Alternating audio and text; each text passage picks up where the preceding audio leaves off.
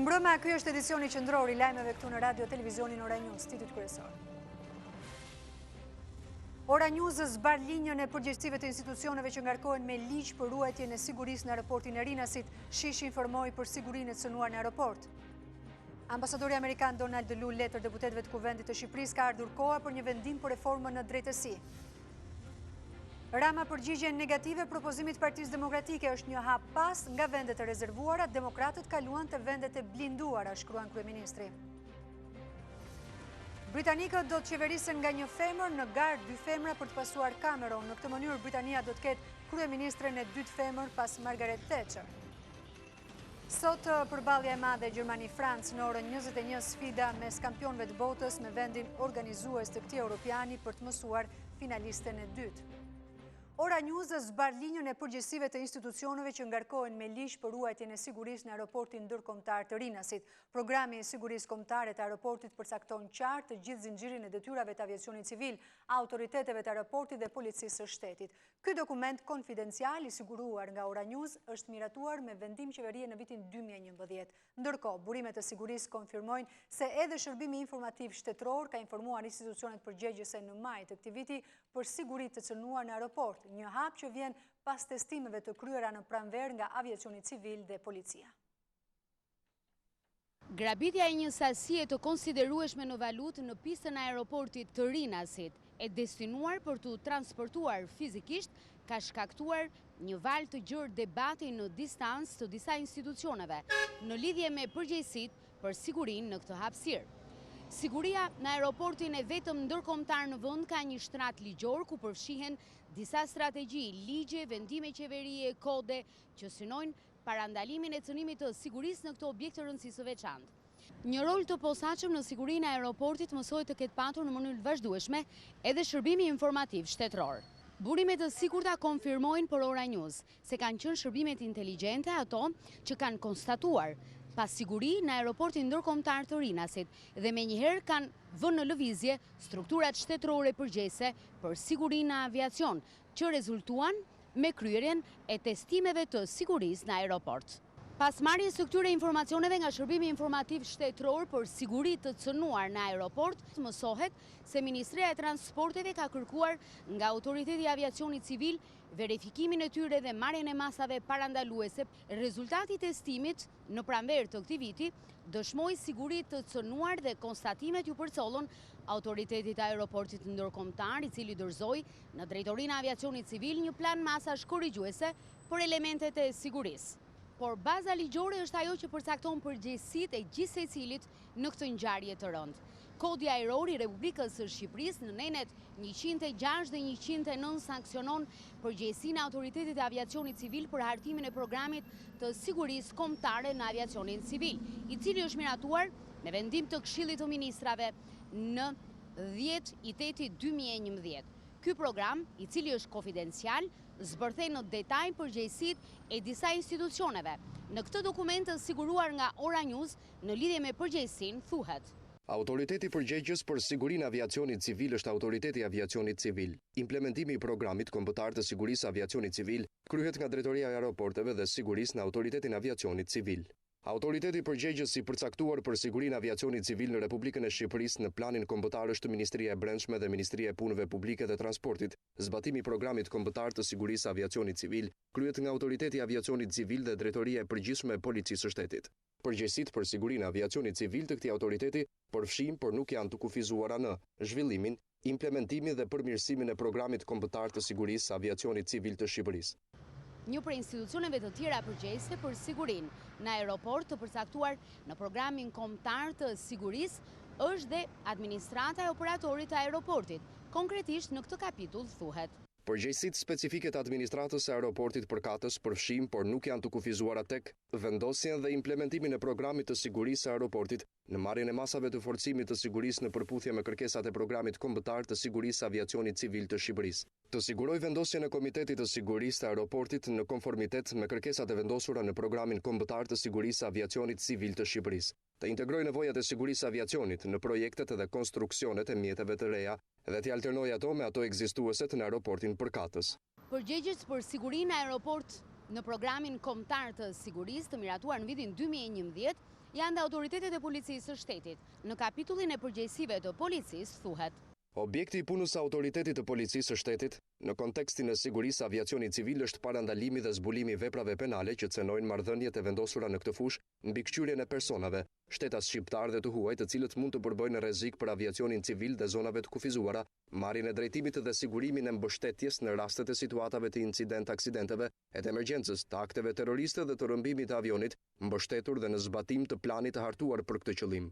Komisariati i Policisë së Aeroportit Ndërkombëtar dhe Aeroporteve të Brendshme është përgjegjës për kryerjen e funksioneve dhe aktiviteteve në emër të Republikës së Shqipërisë për të mbrojtur aviacionin civil nga aktet e ndërhyrjeve të paligjshme.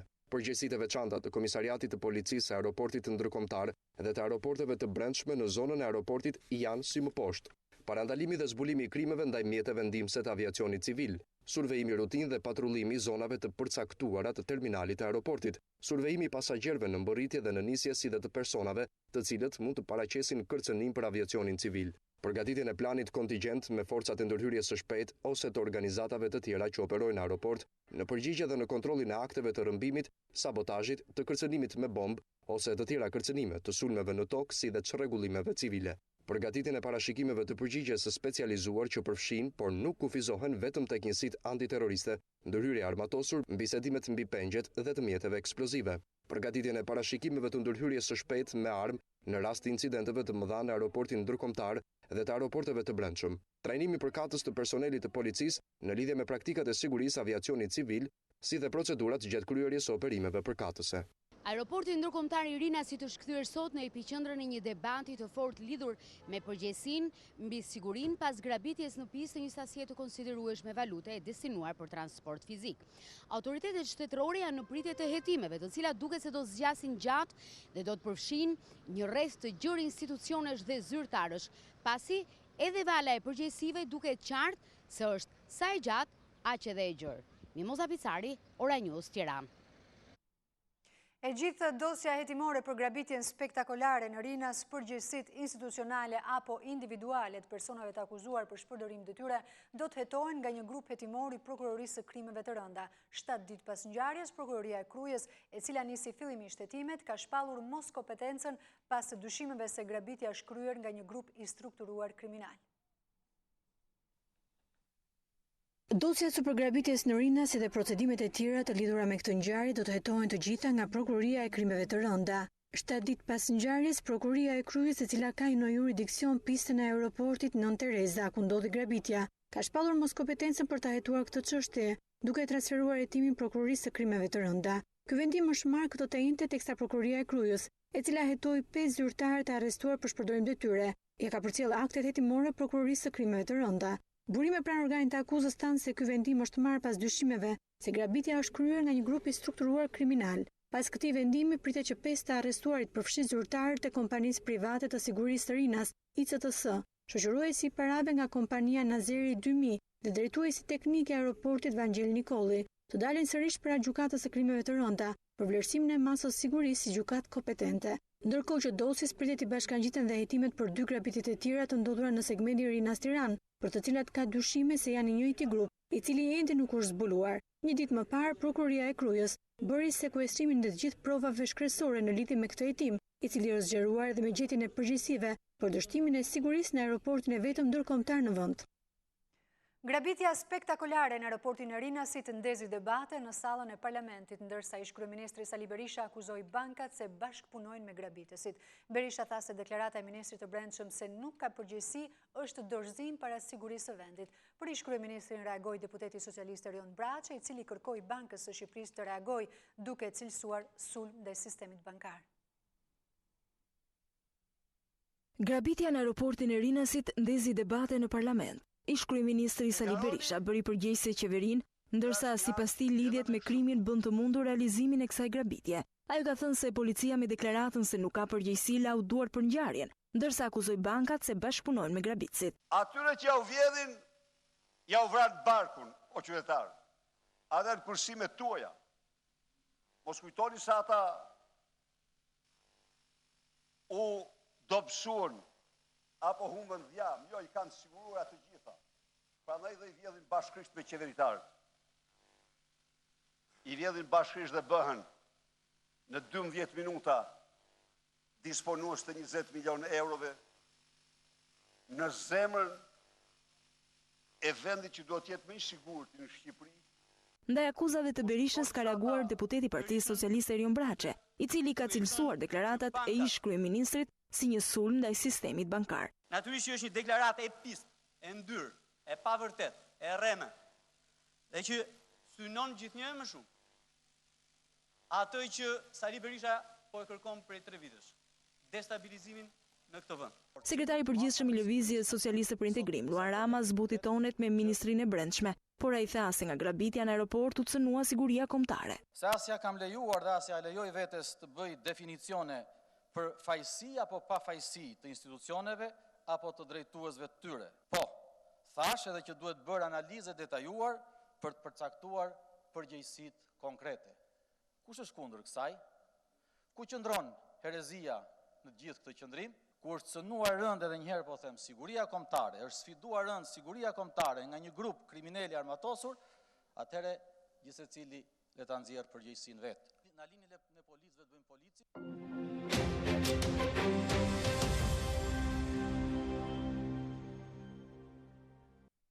Ambasadori Amerikan Donald Lu ka vijuar përpjekjet për të bindur politikën të gjejë konsensus për të miratuar më 21 korik reformën në drejtësi. Përmes një letre drejtuar deputetëve, diplomati amerikan nxit ligjvënësit të japin votën pro kësaj reforme që është jetike për të ardhmen e vendit, edhe nëse liderët politik nuk arrin kompromisin për çështjen e mbetur pezull.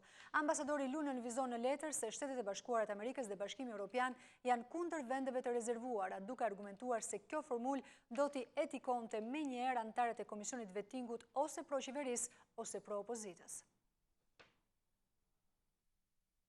Ambasadori i Shteteve të Bashkuara të Amerikës Donald Lu, si hap të radhës për të inkurajuar deputetët të votojnë reformën në drejtësi, u ka dërguar një letër sqaruese për reformën, por edhe për marrëdhëniet mes aleatëve strategjik. Lu në letër sqaron për herë të parë në detaje pse Shtetet e Bashkuara të Amerikës dhe Bashkimi Evropian kundërshtojnë vendet e rezervuara të propozuara më parë nga opozita, nuk komenton propozimin e fundit të saj. Shtetet e Bashkuara dhe Bashkimi Evropian i kanë kundërshtuar vendet e rezervuara, sepse kjo formulë do t'i etiketonte menjëherë anëtarët e Komisionit të Vetingut ose pro qeverisë ose pro opozitës. Në fakt, ka një sër sistemesh proporcionale për fshirë votën e vetme të transferueshme, votimin e balotazhit të menjëhershëm, votimin e shumëfisht, eliminimin dhe votimin konodrëse. Secili prej këtyre sistemeve proporcionale do të ishte tërësisht në përputhje me Komisionin e Venecias.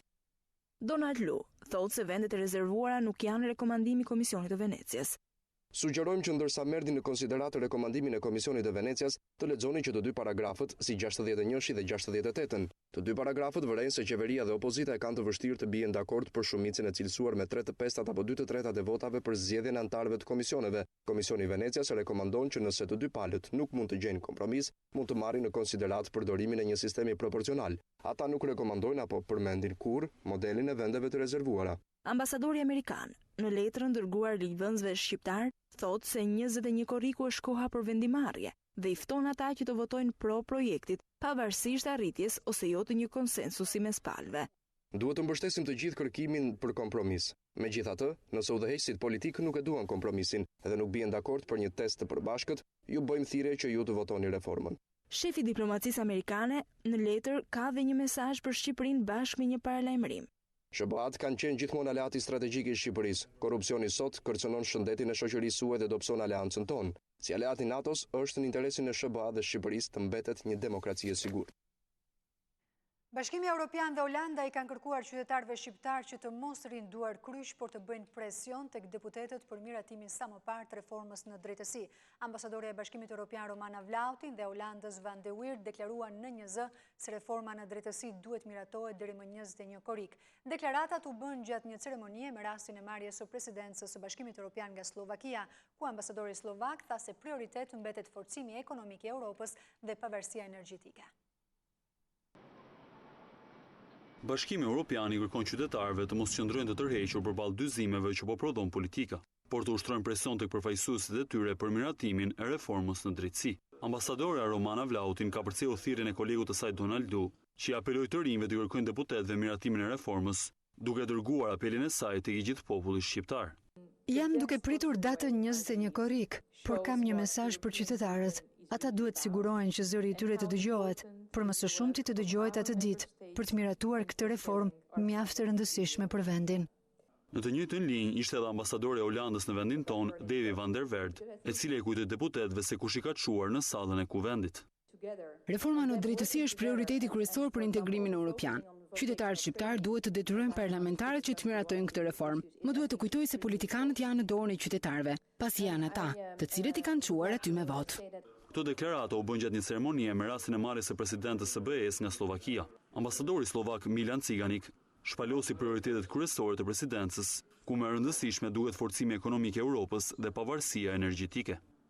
Presidenca jonë do të ketë në fokus disa prioritete. Fillimisht do të punojmë për të pasur një ekonomi europiane më të fortë. Gjithashtu do të përqendrohemi edhe tek investimet në energjetik, që Europa të fitojë pavarësi në këtë aspekt. Në aktivitet u udhëtheksi edhe tek rëndësia e integrimit të Ballkanit në Bashkimin Evropian. Kryeministri Edi Rama ka folur për herë të parë pas propozimit të demokratëve për reformën në drejtësi, duke deklaruar se mazhoranca nuk do të pranojë asnjë formulë që shmang vlerësimin e gjyqtarëve dhe prokurorëve dhe rolin e ndërkombëtarëve si filtrues të aktorëve të sistemit të drejtësisë.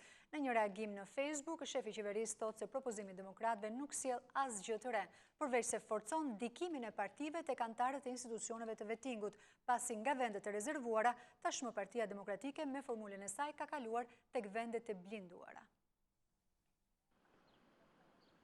Formula që kanë propozuar demokratët për arritjen e konsensusit për reformën në drejtësi sipas kryeministrit rëndon edhe më shumë ndërhyrjen e politikës tek drejtësia, prandaj shumica nuk do ta pranojë.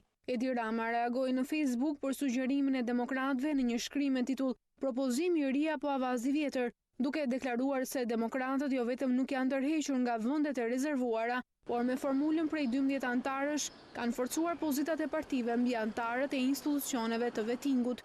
Në propozimin e ri, Partia Demokratike ka kaluar nga vendet e rezervuara tek vendet e blinduara. Dhe jo vetëm kaq, por ky propozim anashkalon krejtësisht mekanizmin e monitoruesve ndërkombëtar, që për ne është kyç në procesin e skanimit. Por jo vetëm për ne, por edhe për Bashkimin Evropian e Shteteve të Bashkuara të Amerikës po ashtu.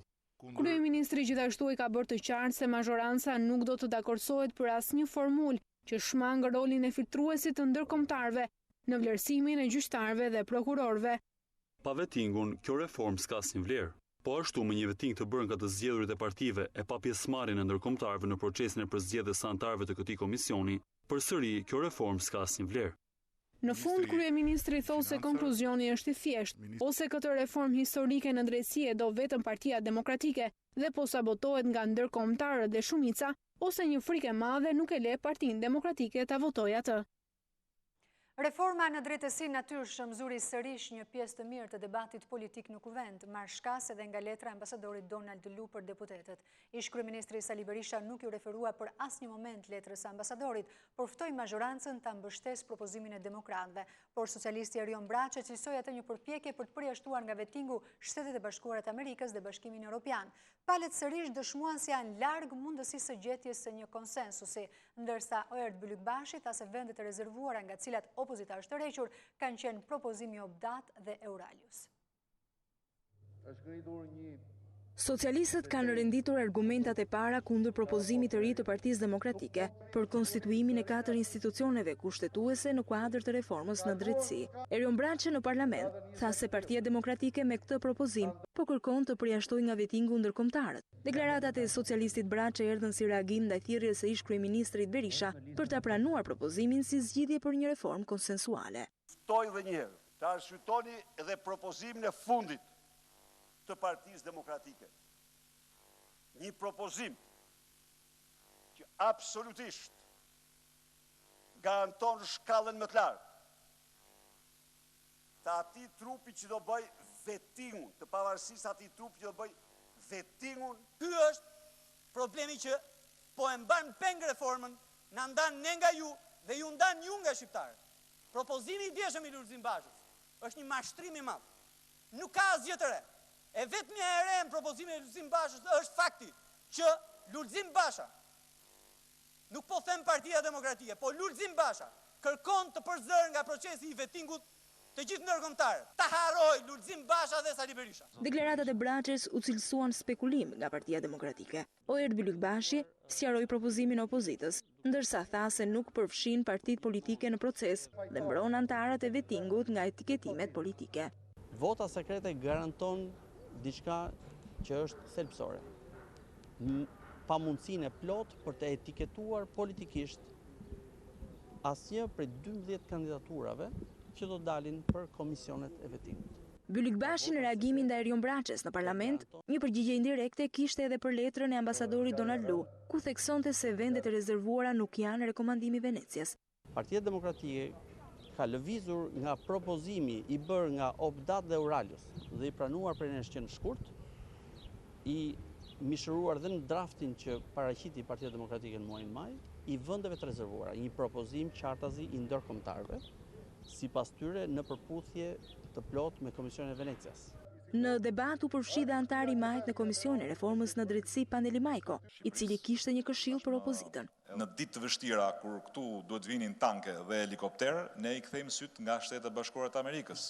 Kur vjen puna se dikush mund na kërcëllasi dhëmbët, flas fuqinë e lindje, ne i kthejmë syt nga Shtetet e Bashkuara të Amerikës.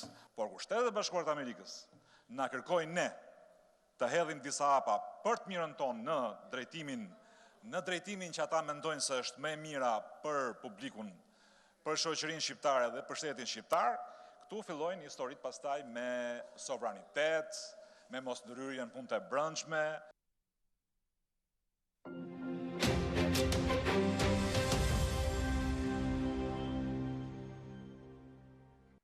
Theresa May apo Andrea Leadsom, asnjë parashikim nuk ka se kush nga ato do të jetë pasuesja e David Cameron, por ajo që dihet e saktë është se britanikët tashmë do të drejtohen nga një grua. Vota kundër për Gove tregon se vetë konservatorët janë unifikuar tashmë kundër daljes nga Bashkimi Evropian.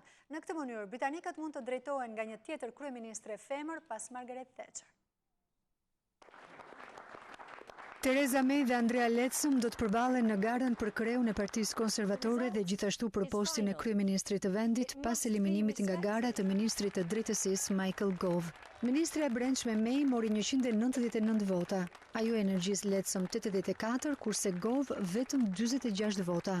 Konservatorët tashmë do të vendosin për fituesin më 9 shtator. Fituesja do të jetë kryeministri e dytë femër në Britaninë e Madhe pas Margaret Thatcher. Ajo do zëvendësoj David Cameron, i cili dha dorëshin menjëherë pas rezultatit të referendumit më 23 qershor, i cili vendosi edhe shkëputjen e Britanisë së Madhe nga Bashkimi Evropian. Duke folur pas publikimit të rezultatit, zonja May tha se kishte siguruar mbështetje nga të gjitha krahët e Partisë Konservatore dhe premtoi unitetin e partisë. Ajo gjithashtu premtoi një leadership të fortë për të negociuar daljen e Britanisë nga Unioni, me qëllim shndërimin e Britanisë në një vend jo vetëm për disa të privilegjuar, por një vend të privilegjuar për të gjithë. Kurse menaxheri fushatës së Leadsom, Tim Lafton, tha se ajo do sjellë një bazë të aftësive të freskëta në Downing Street. Gove u shpreh se natyrisht ndihet i zhgënjur që nuk arriti të ishte mes kandidatëve përfundimtar, megjithatë i cilësoi dy pretendentët si politikane të shkëlqyera.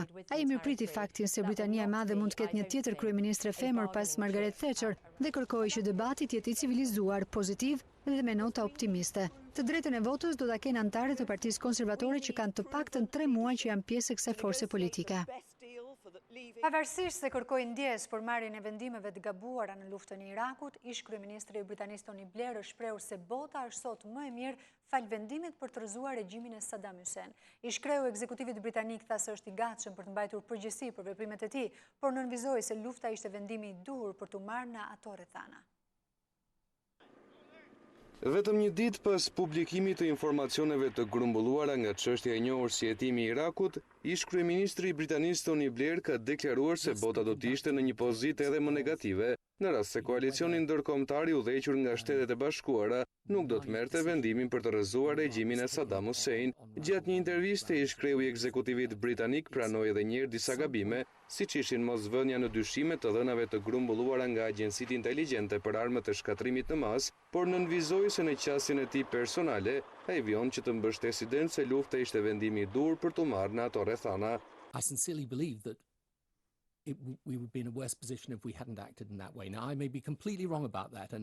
Unë sinqerisht besoj se ne do të ishim në një pozitë më negative në rast se nuk do të vepronim në atë mënyrë. Mund të jem krejtësisht i gabuar në këtë qasje timen, por ky është një gjykim i vështirë, u shpreh Blair. Një pjesë e mirë e opinionit, por edhe ekspertë e politikanë të ndryshëm e kanë kundërshtuar ashpër ndërhyrjen ushtarake në Irak. Një qëndrim i tillë është nxitur kryesisht nga pretendimet e gabuara të koalicionit të drejtuar nga Shtetet e Bashkuara, të cilët në atë kohë shprehen se regjimi i Saddam Hussein kishte prodhuar armë të shkatrimit në masë. Megjithatë, në Irak nuk janë gjetur asnjëherë armë bërthamore, kimike apo biologjike. Edhe hetimi i publikuar drejtuar nga Sir John Chilcot nxori në përfundim kritika të shumta për ish kryeministrin Blair, duke deklaruar se Britania u fut në luftë kur kishte ende mënyra paqësore për zgjidhjen e konfliktit. Heqja e ligjit të luftës mes Shqipërisë dhe Greqisë nuk është një kërkesë që vjen vetëm nga qeveria, por edhe nga opozita shqiptare. Kryedemokrati ka shtruar nevojën e heqjes së këtij ligji në takime që ka pasur me drejtues të partive politike në Athinë, si një zgjidhje në frymën e bashkëpunimit të çështjeve që kanë mbetur pezull mes dy vendeve. Basha ka bërë thirrje edhe për mbështetjen e Greqisë për liberalizimin e vizave për Kosovën. Politika shfaqet e bashkuar në kërkesat ndaj Greqisë për zgjidhjen e çështjeve të mbetura pezull mes dy vendeve. Në të njëjtën linjë me qeverinë shqiptare, kryetari i Partisë Demokratike Lulzim Basha, në takimin me drejtues të partive politike në Athinë, ka kërkuar heqjen e ligjit të luftës. Kryedemokrati u takua me kryetarin e grupit parlamentar të PASOK, Andrea Loverdos, dhe kreun e Demokracisë së Re, Kyriakos Mitsotashi, me të cilët foli për rëndësinë e marrëdhënieve të mira mes dy vendeve. Ai tha se duhet të trajtohen në frymën e bashkëpunimit dhe fëmijësisë së mirë të gjitha çështjet e mbartura dhe të zgjidhen duke demonstruar vullnet të përbashkët dhe vizion europian. Në këtë kuadër, Basha shtroi anulimin e ligjit të luftës si një çështje zgjidhje së cilës do të kishte një impakt shumë planësh pozitiv në marrëdhënie dypalëshe. Kryedemokrati u takua edhe me deputetë të Komisionit të Jashtëm të Parlamentit grek, ku kërkoi mbështetjen e tyre në procesin e liberalizimit të vizave për Kosovën dhe në rrugën e antarësimit të Shqipërisë në Bashkimin Evropian. Kreu i opozitës ndodhet në Greqi si pjesë e një turi takimesh që ka nisur me vendet anëtare të Bashkimit Evropian. 30 persona kanë rënë në pranga si pjesë e një grupi të strukturuar kriminal që merret me trafikim ndërkombëtar të lëndëve narkotike, ndërsa 23 të tjerë janë shpallur në kërkim. Operacioni i shtrirë njëkohësisht në disa shtete ka vënë në pranga edhe 14 shqiptar, mes të cilëve edhe biznesmen ndërtimi. Krerët e krimeve të rënda të policisë dhe prokurorisë bëjnë me dije se ka nisur verifikimi edhe i pasurisë të arrestuarve në bazë të ligjit antimafia. Një operacion i gjerë antidrog i nisur njëkohësisht në disa shtete është finalizuar me arrestimin e 30 personave, ndërsa 23 të tjerë janë shpallur në kërkim. Në një konferencë për mediat, krerët e krimeve të rënda të policisë dhe prokurorisë kanë bërë me dije se në kuadër të këtij operacioni në Shqipëri kanë rënë në pranga 14 persona, mes të cilëve dhe biznesmen, ndërsa 2 të tjerë janë shpallur në kërkim. Në total është sekuestruar gjithsej 26.6 kg heroin dhe 1.8 kg kokainë. Janë ekzekutuar urdhat e prokurorisë për krime të rënda të nxjerra në bazë vendimeve të gjykatës pranë shkallës së parë për krime të rënda për 7 shtetas. Jurgen Molla, 38 vjeç, lindur në Lezhë, banues Tiranë, bashkëpronar në firmën e ndërtimit Molla SHPK, në emrin e së cilës është ndërtuar një kompleks pallatesh në zonën midis Yzberisë dhe Kasharit, i cili njihet ndryshe dhe me emrin Miri Molla. Shqyqyri Kotori, 38 vjeç, Anesti Koromani, 35 vjeç, Nureddin Azara, 63 vjeç, Lulzim Qori, Denis Sinameta, i njohur si Roland Leshi, 36 vjeç, lindur e banues Tiranë, Blerim Ukimeraj, 39 vjeç, lindur e banues në Kosovë. Më herët janë arrestuar dhe 7 persona të tjerë, ndërsa janë shpallur në kërkim 2 anëtar të grupit kriminal. Prokuroria për krime të rënda në vijim do vazhdoj që të kryejë edhe veprime të tjera që kanë të bëjnë me aplikimin e masave parandaluese ndaj pasurisë në aplikim të ligjit antimafia. Operacioni quajtur Ballkan u finalizua pas hetimeve të përbashkëta në Shqipëri, Kosovë, Maqedoni, Serbi, Bullgari, Turqi dhe Itali, në kuadrin e një grupi të strukturuar kriminal. Gjatë hetimit rezultoi se furnizues me lëndë narkotike heroin nga Turqia përmes ndërmjetësuesve turq dhe kosovar bënin dërgesa me lëndë narkotike nga Turqia për në Kosovë, Shqipëri dhe më pas Greqi apo vende të tjera të BE-s. Po kështu, segmentet të këtij grupi bënin dhe dërgesa me marijuan nga Shqipëria për në Maqedoni, Greqi apo Turqi. Pjesëtarët e këtij rrjeti dyshojnë se kanë komunikuar dhe janë takuar si në Shqipëri, ashtu edhe në Kosovë e Greqi, duke u dakorsuar për ngarkesat e lëndës narkotike dhe rrugët e tyre. Nga hetimet e deri tanishme, është vërtetuar roli i personave të përfshirë dhe të arrestuar deri tani si në Shqipëri, ashtu dhe në vendet e tjera.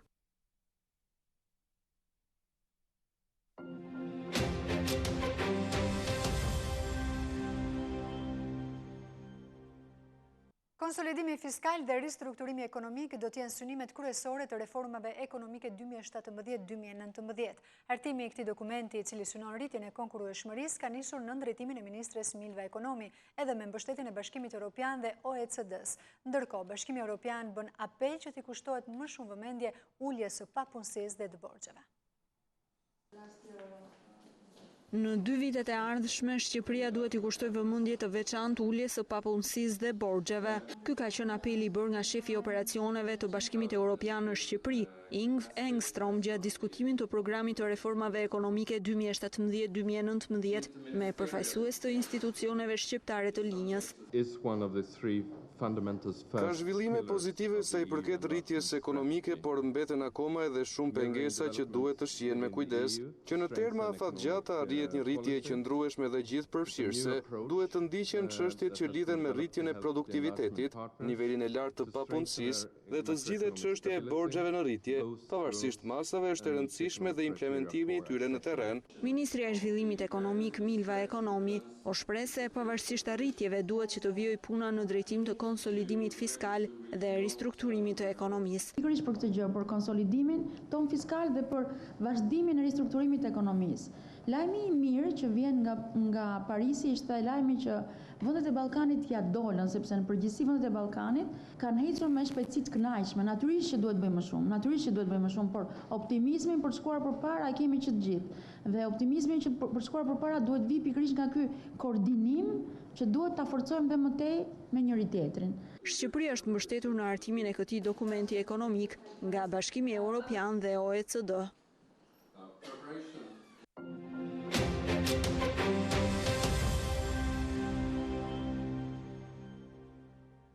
Pas gati 30 minutash do të nisë sfida për të mësuar se kush do t'jetë finalistja e dytë e kampionatit evropian. Gjermania, kampione e botës në fuqi, do të sfidojë në gjysmë finale vendin organizator Francën për të vendosur se kush do t'i bashkohet Portugalisë në Saint-Denis.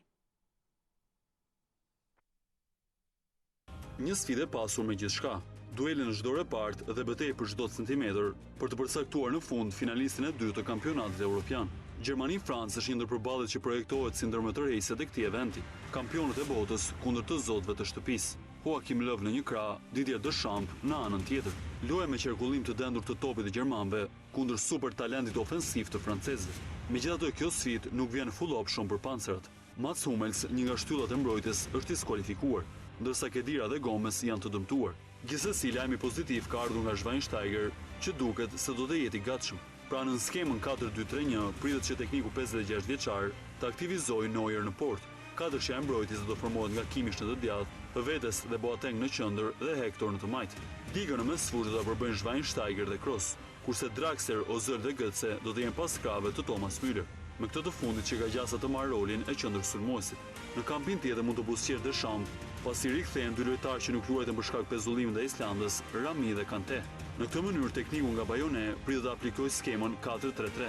Me Lloris në kuadrat, Sagna, Rami, Koscielny dhe Evra në mbrojtje, e më pas në mesfushë do të jetë treshja Kante, Matuidi, Pogba, kurse Payet, Olivier Giroud dhe Antoine Griezmann do të kenë detyrën e shënimit të goleve. Një sfidë ku nuk mungon një nga elementët kryesorë të futbollit, talenti. Franca nuk fiton ndaj Gjermanisë në kompeticione ndërkombëtare që nga viti 1958. I është zakonisht shumë, ndërsa në krahun tjetër pancerat i pret kombinime më ideal i mundshëm, Kupë Bote, Kampionati Evropian.